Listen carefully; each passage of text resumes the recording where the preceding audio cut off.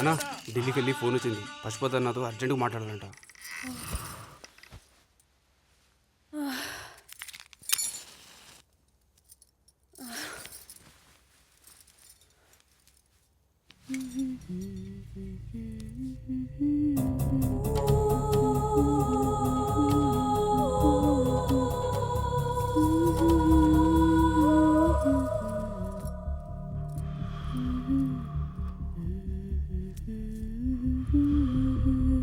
నాకు బిడ్డ కావాలి. గదేమన్నా అంగట్లో దొరికేదా? నేను అంగడి దాన్నా? ఇప్పుడు వద్దని చెప్తున్నా కదా. ఇప్పటికి 3 సార్లు తీసిన. ఈసారి గడుపు పోస్తే తీసేది లేదు. చూసినావులే, గిట్లా చూసి చూసి గీందాకా వచ్చింది.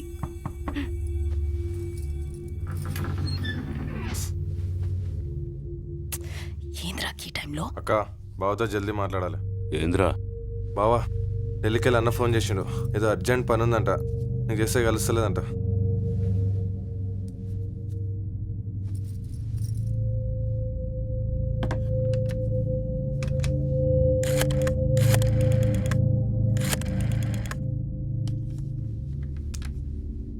హలో, నమస్తే.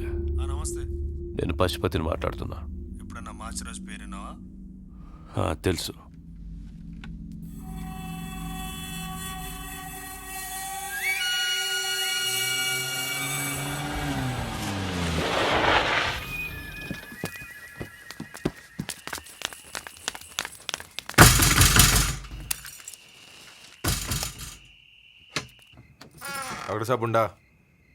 డాక్టర్ సాబ్ ఉండా? ఆయన లేరు, రావడానికి టైం పడుతుంది. బావా, డాక్టర్ సాబ్ రానికి టైం పడుతుందంట.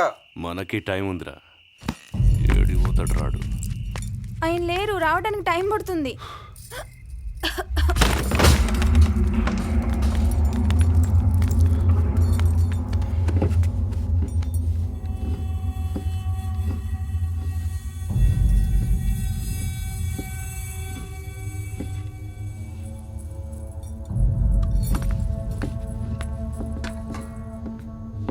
రేఖ, కుర్రమట్టలు దొరుకుతలేవన్నావు కదరా? అది బావా పొద్దుగాల మన డాక్టర్ సాబ్కి ఎట్లా దొరికినాయి? గట్లుంటదిరా.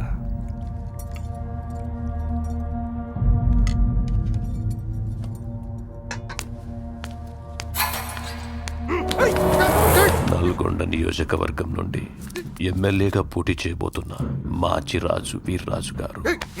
కాబోయే ఎమ్మెల్యే సాబ్కి నమస్తే చేయండి. నాటుకోడి, చేపల పులుసు అన్నీ ఉన్నాయి, కానీ తిండికే టైం లేదు. ఇట్లయితే ఆరోగ్యం ఖరాబ్ అయితే డాక్టర్ సాబ్. నువ్వనా చెప్పు, ఎందుకు వచ్చావు? మా ముసల్దనేది చేప మీద తినేటోని పేరు రాసి ఉంటుందని. ఈ చేప మీద నా పేరు రాసి ఉన్నది. మా ముసలి కూడా ఉండేది ఇట్లానే ఉన్నాడు. అప్పుడే బడికి పోయి వస్తే ఇంట్లో వాసన వస్తుంది. ఏందని గిన్నె తీసి చూస్తే అప్పుడే దించిన చేపల పులుసు. పళ్ళెం తీసుకొని తిన్నికపోతే రే పసిగా చల్లారినాక మాపటికి తిందులేరా అని 2 ముద్దలు తింటానే జరిగే అన్న. ఇండ్లే చెయ్యి పట్టి తోసిన. ముసలిది కదా, తూలుకుంటా పోయి గోడకు తగిలి చచ్చింది. చాలా మంచిదిరా. మర్యాదగా బయటకు వెళ్ళావు. వెళ్ళావు.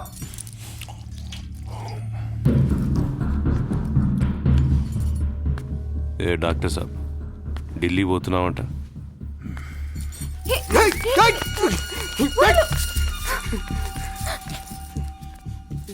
చూడు డాక్టర్ సాబ్, నువ్వు కత్తి పడతావు, నేను కత్తి పడతా.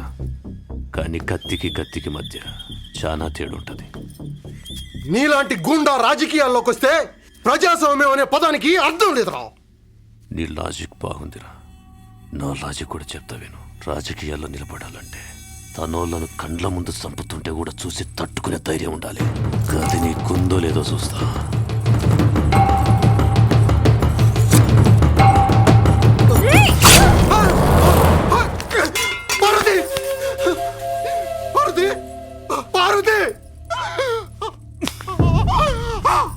పెండ్లాన్నే చంపుతుంటే చూసి చూసి భరించలేనోనికి రాజకీయాలు ఎందుకు?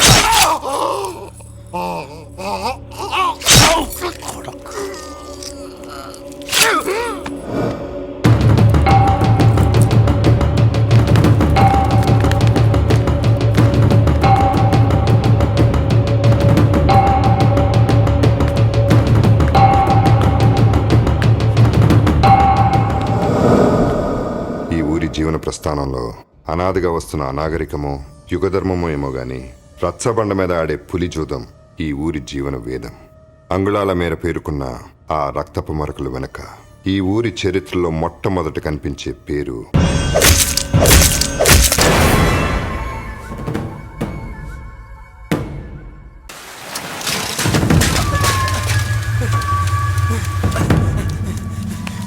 కాళీ. నా కొడుకు చావలేదట.